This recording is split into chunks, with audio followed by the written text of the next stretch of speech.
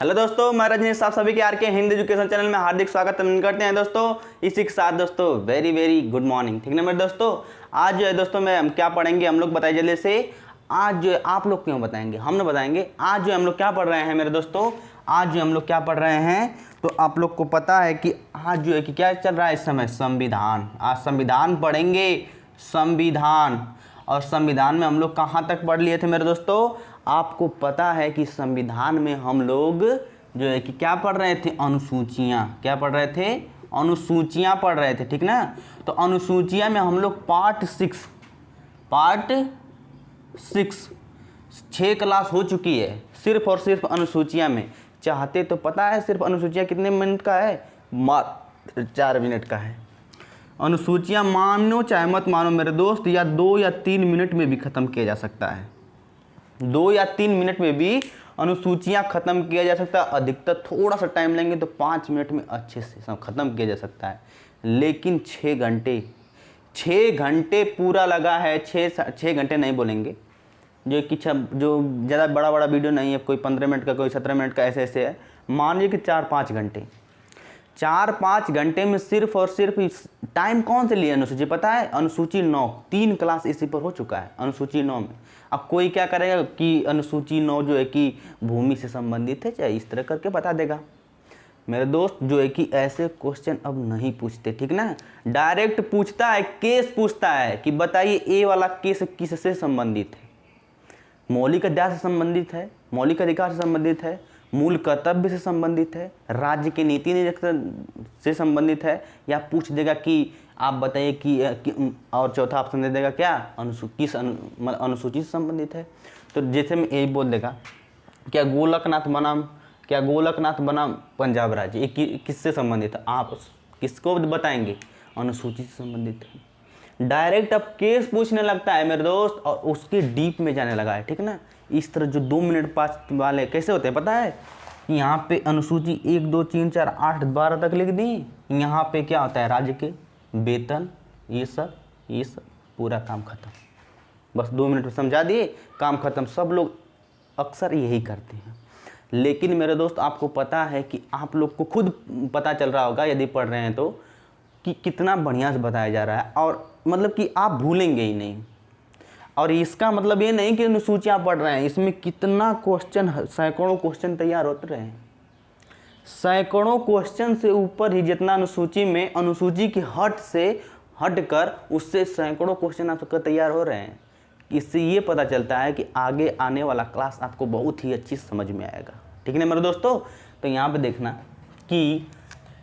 पे देखना शंकरी प्रसाद बनाम ये सब छोड़िए, पहले आपको अनुसूची 9 में पढ़ा रहे थे, उसमें कहा गया था, देखिए पूरा तो समझाएंगे नहीं, थोड़ा समझा देंगे। पहला संविधान संशोधन हुआ था 1951 ईस्वी में। पहला संविधान संशोधन में अनुसूची कौन कौन से जोड़ी गई थी, 13 का 1, 13 का 2 और 13 का 3 जोड़ा गया था। उसमें प्रावधान किए गए थे, ठीक ना। उसमें प्रावधान किए गए थे, क्या क्या प्रावधान किए गए थे मेरे दोस्तों, ठीक ना। फिर उसके बाद जो है कि उसमें तो उसके बाद जब उसमें प्रावधान किए गए थे तो उसमें क्या कहा गया था, फिर उसके बाद क्या बताया था, शंकरी प्रसाद बनाम भारत संघ 1951 ईस्वी में। तुरंत उसके बाद ही केस आया, तो उसमें कहा गया कि जो ये सब है ना अनुसूची, मतलब 13(1), 13(2), 13(3), ये सब क्या है, ये सब मेरे दोस्त संवैधानिक है। क्या है, संवैधानिक है। मतलब कि जो भी संवैधानिक मतलब क्या होता है, इसमें कहा गया था कि भूमि से संबंधित से कोई सरकार कानून बनाएगी, तो 3 ठो आपको बताया था ना। तो उसमें जो सरकार जो है कि ये वाला सब पढ़ा दिए मेरे दोस्त, ये सब उतना जिसके रिवीजन नहीं करेंगे नहीं तो बहुत टाइम लग जाएगा। यहाँ देखना शंकरी प्रसाद बनाम में क्या क्या सुप्रीम कोर्ट ने कहा कि चलिए आपकी बात को मानते हैं, जो आप लोगों ने लिखा है वो सही है। क्या है, वो सही है। मतलब आप लोग संविधान में चेंज कर सकते हैं, आप लोग फंडामेंटल राइट में चेंज कर सकते हैं। किसने कहा, सुप्रीम कोर्ट ने कहा। किसमें कहा था, शंकरी प्रसाद बनाम इसमें भी। अब वही बात सज्जन सिंह बनाम राजस्थान राज्य में भी वही में कहा कि सुप्रीम कोर्ट ने कहा कि चलिए भैया आप जो है कि जाने दीजिए, हमको ज़्यादा प्रेशर मत डालिए, आप जो है कि क्या करिए, आप संविधान में संशोधन कर सकते हैं। मतलब कि फंडामेंटल राइट में जो है कि संशोधन कर सकते हैं, भूमि से संबंधित जो है कि संशोधन कर सकते हैं। लेकिन एक सख्त था, कौन, गोलकनाथ बनाम पंजाब राज्य। कौन था, गोलकनाथ, इसमें गोलकनाथ जी आए, उन्होंने एक केस डाल दिया, किसमें? सुप्रीम कोर्ट में। किसके खिलाफ? पंजाब के खिलाफ। तो गोलकनाथ बनाम पंजाब राज्य की कब आया था केस? 1967 ईस्वी में। कब आया था? 1955 में आया, कम से कम 17 साल के बाद आया। ठीक है ना मेरे दोस्तों? कितने? 17 साल नहीं मेरे दोस्त, कितना? 5 2 7 साल बाद आया। ठीक ना, लगभग 5-7 साल बाद कौन सा आया? गोलकनाथ बनाम कौन सा है? पंजाब राज्य। इसमें क्या कहा था सुप्रीम कोर्ट ने? ये न कर दिया डायरेक्ट, जैसे कि न करते नहीं है, डायरेक्ट न करते नहीं है, इन्होंने इसी में कहा था। सुप्रीम कोर्ट ने कहा, यहाँ देखें, सुप्रीम कोर्ट ने पहले दोनों के निर्णय को पलट दिया। मतलब इसमें पहले के मतलब 1 और 2, इसमें क्या कहा था कि हम आपकी बात को मानते हैं, आप जो है कि फंडामेंटल राइट में भूमि से संबंधित आप जो है कि संशोधन कर सकते हैं। लेकिन इसमें जो गोलकनाथ बनाम पंजाब राज्य था मेरे दोस्त, 1967 ईस्वी में जो आया था, उसमें कह दिया, डायरेक्ट न कर दिया सुप्रीम कोर्ट ने कि हम जो है कि अपने मतलब फैसलों को पलट दिया। क्या पलटा ये तो देखो। उन्होंने कहा कि सुप्रीम कोर्ट ने कहा 368 वही विधि में आता है जो 13 के 3 में बताई गई है। ठीक ना, 13 के 3 में बताई गई थी। क्या आपको याद होगा? तो मेरे दोस्त जो है कि 13 के 3 में क्या बताया गया था? जैसे संसद हो गई, विधानमंडल हो गया, राज्य सरकार हो गई, केंद्र सरकार, मतलब जो भी हैं, ये कोई भी कानून बनाएंगी, यदि फंडामेंटल राइट से संबंधित मतलब कि विरोध करेगी तो उसको क्या कर दिया जाएगा? काट दिया जाएगा, उसको रद्द कर दिया जाएगा। ठीक ना, उसको क्या कर दिया? समाप्त कर दिया जाएगा। ठीक ना, उसमें किस में लिखा था? इसमें 13 के 3 में। ठीक है मेरे दोस्तों, तो आपको बता दे दें कि में बताई गई है, तो इसमें बताई गई थी कि जो कि समाप्त कर दिया जाएगा। तो 368 की बात क्या थी? कल जो है कि 368 के तहत ही क्या होता है? संविधान संशोधन होता है। आपको पता है, कितना बार भी बता चुके हैं कि जो 368 है, इसके तहत क्या होता है? संविधान संशोधन होता है। और इसी के माध्यम जो है कि राज्य सरकार जो है कि संशोधन कर रही थी। यदि वो सरकार कर रही थी तो मतलब कि ये संवैधानिक तौर से कर रही थी, 368 के माध्यम से वो संवैधानिक तौर से कर रही थी। तो वही सुप्रीम कोर्ट ने इस दोनों में यही में कहा था कि 368 के तहत, ये वाला दोनों में 368 के तहत आपने क्या किया? संविधान में संशोधन किया, उसको हम मान गए। क्या? उसको मान गए। लेकिन एक केस कौन सा आया? गोलकनाथ में। इन्होंने कहा कि हम जो है कि बात नहीं मानेंगे। क्या नहीं मानेंगे? कि जो बात इसमें लिखी गई है 13 के 3 में, वही बात 368 में लिखी गई है। इसलिए उनको पलट दिया कि जो है कि आप संशोधन नहीं कर सकते। फिर भाई साहब इस तरह देख रही थी कौन? जब इस तरह सुप्रीम कोर्ट ने फैसला सुनाया। ठीक है मेरे दोस्तों, सुप्रीम कोर्ट ने जब फैसला सुनाया तो क्या हुआ? इस तरह इंदिरा गांधी इस तरह देख रही थी, कहते कि क्या बोल रहे हो तुम? उन्होंने क्या बोल रहे हैं आप? उनको कुछ समझ में नहीं आ रहा था इंदिरा गांधी को। डायरेक्ट कुर्सी पर से उठी, उन्होंने क्या कहा? देखिए ये सब कहानी है, तुरंत इस तरह थोड़ी। देखिए डायरेक्ट जो है कि कौन? इंदिरा गांधी जी कुर्सी पर से उठी, उन्होंने कहा कि तुरंत 24वां संविधान संशोधन करो। सुप्रीम कोर्ट ने ऐसा क्यों कह दिया? सुप्रीम कोर्ट ने ऐसा क्यों कह दिया? तुरंत करो। संसद तुरंत भैया, पार्लियामेंट सब लोग जैसे इसके तहत, किसके? 368 के तहत क्या होता है? विशेष बहुमत होता है संविधान संशोधन करने के लिए। तो भाई साहब अपने लोग थे, भाई साहब विशेष बहुमत मिल गया, तुरंत मिल जाता था। तो इंदिरा गांधी जो थी, इंदिरा गांधी ने तुरंत कुर्सी पर से गुस्सा में उठी और उन्होंने कहा कि 24वां संविधान संशोधन करो। 1971 ईस्वी में किया। 1971 ईस्वी में मतलब कि 2-4 साल के बाद फिर इन्होंने फिर कहा कि रुक जाओ, इसमें 2 आर्टिकल और डालो। किसको? 2 आर्टिकल इसमें और डालो, जिसमें क्या हो जाए? सुप्रीम कोर्ट थोड़ा फंस जाए निर्णय लेने में। तो इनमें क्या डाला? 13 का 4 डाल दिया और 168 का 3 डाल दिया। 13 का 4 डाल दिया और 368 का 3 डाल दिया। इनमें क्या था मेरे दोस्तों? सेम वही आर्टिकल 13 का बात कही गई थी पर लागू नहीं होगी। मतलब कि सेम आर्टिकल, मतलब 13 की बात अनुच्छेद किस पे? अनुच्छेद 13 के 4 पर लागू नहीं होगी, 13 पर लागू नहीं होगी। इसका मतलब ये था मेरे दोस्त, इसको समझना कि जो कि उसमें जो सुप्रीम कोर्ट ने कहा था ना ये वाला कि 13 के 3 में बताई गई बातें के अंतर्गत ही आती है। तो इन्होंने जो आर्टिकल डाला गया 13 के इसमें और इसमें, इन्होंने कहा इन दोनों के माध्यम से कि वही बातें हैं कि सेम आर्टिकल 13 की बात, मतलब 13 के में क्या कहा गया था बताइए? 13 में कहा गया था कि मतलब वही जो राज्य सरकार कानून बनाएंगी, जो मतलब संसद जो भी कानून बनाएंगी, तो वो क्या होगी? मतलब कि वो उल्लंघन करेंगे तो क्या हो जाएगा, रद्द हो जाएगा। लेकिन फिर यहाँ ने किसके माध्यम से, 24वां संविधान संशोधन के माध्यम से कहा कि रद्द नहीं होगी। सरकार ने क्या कहा, सरकार ने कहा कि रद्द नहीं होगी। अब रद्द, इसमें इन्होंने कहा था रद्द हो जाएगी, तुरंत इसमें गोलकनाथ में क्या कहा था, रद्द हो जाएगी। तुरंत 24वां संविधान संशोधन 1971 ईस्वी में आया और 2 आर्टिकल जोड़े गए। इसके माध्यम से कहा कि आप सरकार कोई भी क्या कर सकती है, संशोधन कर सकती है 368 के माध्यम से। समझ में आ गया ना, 368 के माध्यम से क्या हो गए, संशोधन कर सकती है, वो उल्लंघन नहीं माना जाएगा। फिर से मेरे दोस्त अनुच्छेद 368 को फ्री छोड़ दिया गया। जब ये वाला संशोधन हुआ, ये 2 आर्टिकल डाले गए, तो इसी के माध्यम से 368 को फिर क्या कर दिया गया, फ्री छोड़ दिया गया। मतलब कि फ्री का मतलब समझ रहे हैं कि अब राज्य सरकार 368 के माध्यम से फंडामेंटल राइट में चाहे कहीं भी संशोधन कर सकती है, बस उसको लागू करना चाहिए 368 के माध्यम से, ठीक ना। इसको फ्री छोड़ दिया गया संविधान। फिर मेरे दोस्त जो है कि फिर गुस्सा हुआ, फिर 25वां संविधान संशोधन कर दिया तुरंत 1971 में, तुरंत 24वां 1971 में की थी, फिर 25वां भी कर दी। इनमें एक नया आर्टिकल डाल दिया। क्या डाल दिया मेरे दोस्त, नया आर्टिकल डाला।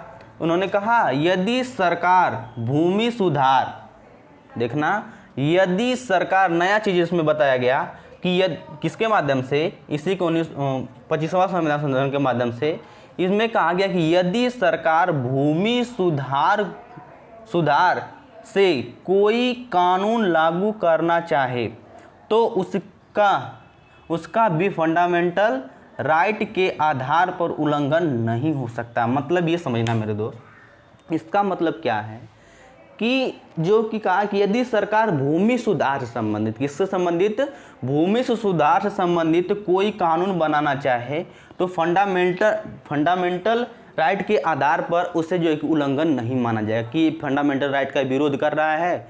जो कि भूमि पहले क्या थी, संपत्ति थी, ये फंडामेंटल राइट का विरोध कर रहा है, इसलिए वो क्या कर रहा है, उल्लंघन कर रहा है। तो इन्होंने इसी के माध्यम से कहा कि यदि कोई भी भूमि संबंधित, कोई जमीन से संबंधित कोई भी कानून सरकार बना देती है तो उसे उल्लंघन नहीं माना जाएगा कि यह कहकर कि ये फंडामेंटल राइट का विरोध कर रहा है। कहने का मतलब यही था। फिर उसके बाद मेरे दोस्त फिर कुछ दिन बीतते गए 2 साल हुआ, फिर एक भाई साहब और उठ कर आए। कौन, केशवानंद जी। केशवानंद भारतीय बनाम केरल राज्य की तरफ से केशवानंद जी आ गए। उन्होंने कहा कि रुको क्या, केरल सरकार से कहा 1973 ईस्वी में। तो इसी के माध्यम से जब ये वाला केस आया, इसमें क्या कहा सुप्रीम कोर्ट ने, इन्होंने कहा कि 24 और 25 को सुप्रीम कोर्ट ने संवैधानिक कहा, ठीक ना। पहली बात तो ये कहा जो 24वां और 25वां संविधान संशोधन हुए थे कि जो है कि सरकार जो है कि क्या कर सकती है, संशोधन कर सकती है, वो संवैधानिक है। उन्होंने पहली बात जो है कि केशवानंद भारतीय बनाम केरल राज्य में क्या कहा था, 24 और 25 को क्या कर दिया सुप्रीम कोर्ट, इसका मतलब सुप्रीम कोर्ट ने संवैधानिक कहा कि वो मतलब क्या कर सकती है, वो संशोधन कर सकती है। फिर मेरे दोस्त क्या आया कि फिर उसके एक बात और कही गई, फंडामेंटल राइट में संशोधन कर सकती है। इन्होंने इसी में एक और बात कही, एक तो बात ये कही, दूसरी बात क्या है, फंडामेंटल राइट में संशोधन तो कर सकती है पर ऐसा कोई भी संशोधन संविधान के मूल ढांचे, यहाँ पे देखिए ढांचे, यहाँ पे बहुत ही इंपॉर्टेंट है, मूल ढांचे के खिलाफ नहीं होना चाहिए, मूल ढांचे के खिलाफ नहीं होना चाहिए। अब ये क्या होता है मेरे दोस्त, अब कहेंगे भैया ये बता दीजिए कि मूल ढांचा क्या होता है, कहेंगे रुकिए उसको भी बताएंगे। उन्होंने कहा कि आप जो है कि इसके केशवानंद भारतीय बनाम केरल राज्य में 1973 ईस्वी में कहा सुप्रीम कोर्ट ने राज्यों से या सरकारों से कि आप जो है कि फंडामेंटल राइट मतलब मौलिक अधिकार में आप जो है कि क्या कर सकते हैं, चेंज कर सकते हैं, आप जो है कि उसमें संशोधन कर सकते हैं, लेकिन वो मूल ढांचे का, लेकिन ऐसा संविधान संशोधन नहीं कर सकते जो मूल ढांचे का क्या करे, विरोध करे, जो मूल ढांचे के खिलाफ हो, ये आप नहीं कर सकते। उन्होंने कहा अच्छा, उसमें कौन थी, इंदिरा गांधी जी का कथा, अच्छा बड़ी बढ़िया कहे हो। तो सुप्रीम कोर्ट वो फिर यहाँ इस तरह जो कि सरकारें देख रही थी, एक बार जब मूल ढांचे की बात आई तो खट से इस तरह कर दी, कहीं क्या भैया क्या हुआ, क्या कि मूल ढांचे ये क्या होता है, सुप्रीम कोर्ट साहब ये मूल ढांचे क्या होता है। तो कहा कि बता रहे हैं मूल ढांचे हम लोग बहुत ही राज की बात है।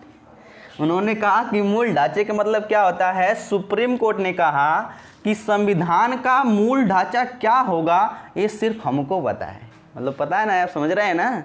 उन्होंने कहा कि मतलब जितने हम लोग गैंग हैं वो हमको सिर्फ पता है और किसी को हम बताएंगे भी नहीं कि मूल ढांचा क्या होता है। हमारा जब मन चाहे फंडामेंटल राइट को ही मूल ढांचा घोषित कर देंगे, हमारा जब मन चाहे आर्टिकल 2 को ही क्या कर देंगे, मूल ढांचा घोषित कर देंगे। ये सिर्फ हमको पता है, हम लोग मिलकर इसको बनाएंगे, आपको नहीं बताएंगे, क्या कर लेंगे। तो इंदिरा गांधी जी थी उस समय, कहा कि अच्छा भैया ये सब मूल ढांचा तुम सोच लिए हैं, थोड़ा दिमाग है तो इसका मतलब कि आप कुछ भी करेंगे। थोड़ा आप लोग के पास नॉलेज है तो मूल ढांचा डाल दिया कि हमको सिर्फ पता रहेगा, हमको नहीं बताना है, बताएंगे कि कोई बात नहीं, हमारे पास भी शक्ति है। सरकार ने कहा हमारे पास भी शक्ति है, तुरंत उठाई तलवार और तुरंत कर दी क्या, 42वां संविधान संशोधन। तुरंत 42वां संविधान संशोधन कर दी किसने, इंदिरा गांधी जी ने। इंदिरा गांधी जी ने 1976 ईस्वी में कर दिया। 3 साल रुकी थी, इसको समझी थी क्या कि मूल ढांचा क्या होता है, कैसे क्या, उनको समझ में नहीं आया कि मूल ढांचा भाई साहब बड़ी ख़राब चीज़ है, कुछ भी हम कर रहे हैं सुप्रीम कोर्ट क्या कर दे रही है कि मूल ढांचा है। तो इन्होंने गुस्सा में आकर, कौन, सुप्रीम, मतलब कि गुस्सा में आकर इंदिरा गांधी ने तुरंत 42वां संविधान संशोधन किया, 2 एक्ट डाल दिया। कहा कि तुम पीछे क्यों पड़े हो। सुप्रीम कोर्ट ने फिर एकदम नाक में दम कर दिया, सरकार जो है कि सुप्रीम कोर्ट की नाक में दम कर दिया, और सरकार की नाक में दम कौर कर दिया सुप्रीम कोर्ट ने। दोनों परेशान चल रहे थे, किसको, अनुसूची 9 को लेकर बड़ी परेशान चल रहे थे भैया, क्या बताएं। दोनों में कंपटीशन चल रहा था, वो कभी डाल रही थी कोई भी संशोधन के तहत, तो कभी समाप्त कर रही थी, ये सब बातें कभी मान रही थी कभी नहीं मान रही थी, बड़ी समस्याएं थी। तो मेरे दोस्तों एक बार थोड़ा सा देखेंगे कि ये चल रहा है कि नहीं तो बड़ी समस्या आ जाएगी, क्या बड़ी ही समस्या आ जाएगी, ठीक ना। यहाँ आप समझना कि मेरे दोस्त, यहाँ आप समझ रहे हैं ना। हाँ, 2 आर्टिकल डाल दिया, फिर डाल दी गांधी क्या कर, गांधी जी नहीं, कौन, इंदिरा गांधी जी ने क्या कर दिया, गुस्सा में आकर कहा कि 2 आर्टिकल और डाल दे रहे हैं हम सुप्रीम कोर्ट साहब। कहा कि क्या है थोड़ा बताइए तो सही। कहा कि देखिए पूरे के पूरे संविधान संशोधन की शक्ति संसद के पास होगी। वाह, सरकार ने अपना चालाकी कर दिया। उन्होंने कहा कि पूरी की जो संविधान संशोधन का जितने भी पावर होंगी, जब चाहे जो की पावर होगी, जब चाहे तब संशोधन करने की, उसका जो मन चाहे तो संशोधन करेगी। उन्होंने कहा 42वां संविधान संशोधन के माध्यम से कि भैया ये शक्ति किसके पास होगी, ये सिर्फ और सिर्फ शक्ति संसद के पास होगी। किसके पास होगी मेरे दोस्तों, संसद के पास होगी। कहाँ गया रे कोई, हाँ यहाँ पे पूरी की पूरी शक्ति किसके पास होगी, संविधान संशोधन के पास, संसद के पास होगी। दूसरा चीज 368 के 5वां में डाल दिया, इन्होंने कहा कि इसका कोई भी जुडिशियल रिव्यू नहीं होगा। यदि संविधान संशोधन कर दे रही है संसद, पार्लियामेंट, तो उसमें संविधान संशोधन कर दे रही है, तो ये नहीं कि हम जो कि क्या करते हैं, सुप्रीम कोर्ट उसको जुडिशियल रिव्यू करे, उसका क्या होता है, पुनर् रिव्यू करे, उसको भी हम नहीं देंगे करने के लिए। आप देखें ही ना, जो भी है ऊपर ईमान से देख लीजिए, आपको देखने को भी जुडिशियल मतलब न्यायिक पूरा नाम बिच्छी नहीं होगा, ठीक ना।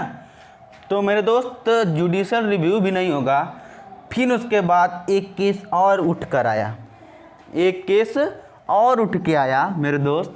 वो केस क्या था, कुछ महीने बाद, 4 साल के बाद फिर एक तो केस एक लोग उठे, मिनर्वा मिल्स नाम था, किसके, भारत संघ के खिलाफ ला दिए।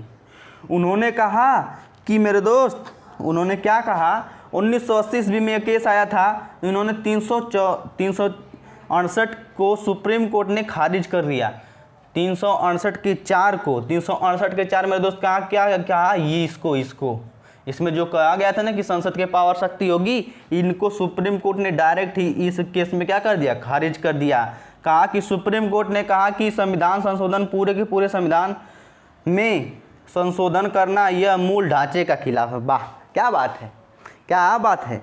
जब यहाँ पे नहीं कहा था कि मूल ढांचा क्या होता है, मूल ढांचा क्या होता है, सुप्रीम कोर्ट ने कहा कि संविधान का संशोधन मूल ढांचा क्या होता है सिर्फ हमको पता है, तो भाई साहब इन्होंने कहा, फिर इसी में कह दिया कि जो पूरी की पूरी शक्ति है संविधान जो कि 42वां संविधान संशोधन के माध्यम से हुआ था, उनमें कहा गया था कि जो संविधान संशोधन की शक्ति पूरी की पूरी किस में होगी, संसद में होगी। तो उन्हीं को डायरेक्ट उसी को स्टेटमेंट को इसने सुप्रीम कोर्ट ने कहा ये तो मूल ढांचा है, क्या ये तो मूल ढांचा है, डायरेक्ट घोषित कर दिया, उसको रद्द कर दिया, उसको खारिज कर दिया मेरे दोस्त। मूल ढांचे बनाकर क्या करके उसको मूल ढांचे बनाकर क्या कर दिया, खारिज कर दिया।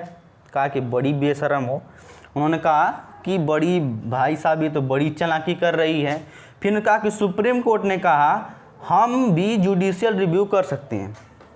कहा कि सुप्रीम कोर्ट ने कहा हम इसका जुडिशियल रिव्यू कर सकते हैं यदि कोई कानून देखना मिनरवा में बताया गया था कि हम कर सकते हैं जुडिशियल रिव्यू। इन्होंने कहा कि जुडिशियल, इसमें भी कहा गया था ना, इसमें कहा गया, इसमें कहा कि जुडिशियल रिव्यू नहीं कर सकते। तो इसने सुप्रीम कोर्ट ने कहा कि हम जुडिशियल रिव्यू कर सकते हैं यदि कोई संविधान, एक चीज़ और कहा गया था इसमें, यदि कोई संविधान 24, ये याद रखना, 24 अप्रैल 1973, क्या 24 अप्रैल 1973 से पहले कोई कानून अनुसूची है, अनुसूची 9 में डाल दी जाए। मेरे दोस्त समझ में नहीं आ रहा तो लिख लीजिएगा कि वहाँ पर नहीं दिखाई दे रहा हो। यदि कोई देखिए यहाँ पर लिख दे रहे हैं, इसको यहाँ पर मिला देना, इसको यहीं पे लिख दे रहे हैं कि क्या लिखा है यहाँ पे। इन्होंने कहा कि पहली बात कहा कि जुडिशियल रिव्यू कर सकते हैं, फिर कहा कि यदि कोई, यहाँ पे लिखना, यदि कोई कानून 24 अप्रैल 1973, ये बस याद रखना, यदि कोई कानून 24 अप्रैल 1973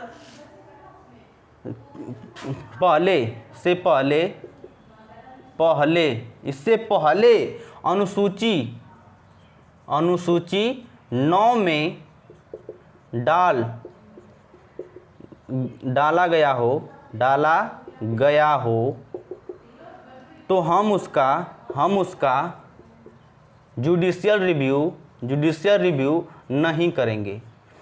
बस मेरे दोस्त ये ख़त्म हो गया। देखना, इन्होंने कहा कि क्या 24 अप्रैल 1973 के पहले यदि कोई कानून जैसे सरकार बनाई हैं उनको अनुसूची 9 में डाल दी हैं ना, अनुसूची 9 में डाल दी हैं, तो हम उसका जुडिशियल रिव्यू नहीं करेंगे। यदि 1973 के बाद, किससे, 1973 के बाद कोई कानून बनाएगी तो हम उसको रद्द कर देंगे। बस यही बात कही गई थी मिनरवा में बनाम भारत संघ में।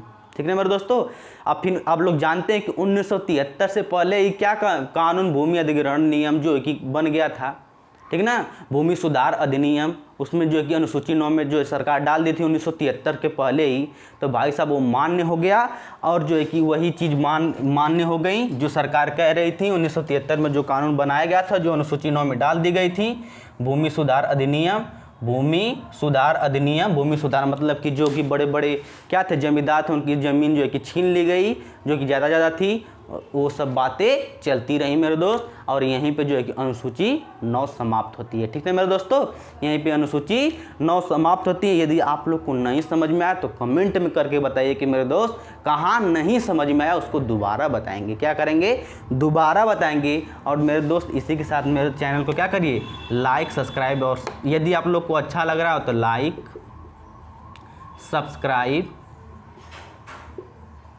एंड शेयर कीजिए। ठीक है मेरे दोस्तों, शेयर जरूर से कीजिए। ठीक है मेरे दोस्तों, आपके लिए मेरे दोस्त जो है कि बहुत ही मेहनत कर रहे हैं। ठीक है ना। फिर उसके बाद जो है कि कल जो है कि अनुसूची सोचेंगे पूरा ख़त्म कर दें, 10, 11, 12 तीनों सूची कल ख़त्म हो जाएगी। ठीक है ना मेरे दोस्तों। और कोई भी दिक्कत नहीं होगी। यदि आप लोग बढ़िया रहेंगे तो मस्त रहेंगे।